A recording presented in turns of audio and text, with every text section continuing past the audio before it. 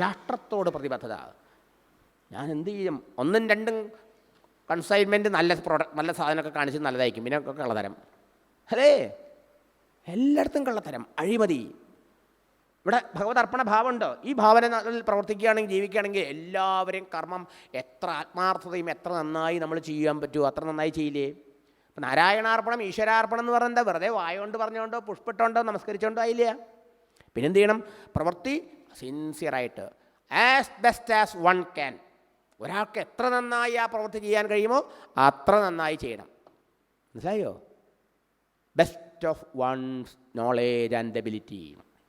ഒരു വ്യക്തിയുടെ കഴിവിനും അറിവിനും അനുസരിച്ച് പരമാവധി നന്നായി ആ പ്രവൃത്തി ചെയ്യണം. അത് ഭഗവാന്റെ പൂജയാണ്, ആരാധനയാണ്, സാധനയാണ്. അതാണ് കർമ്മയോഗം. ഒരു ഗുരുവിനും എത്ര പ്രിയ ശിഷ്യനായാലും ശിഷ്യനെ അങ്ങോട്ട് മുക്തനാക്കാൻ അങ്ങോട്ട് കൊണ്ടുപോകാൻ പറ്റില്ല. ഗുരുവിന് ശിഷ്യന് ആ ലക്ഷ്യത്തിലേക്ക് ചൂണ്ടിക്കാണിക്കാനേ പറ്റുള്ളൂ.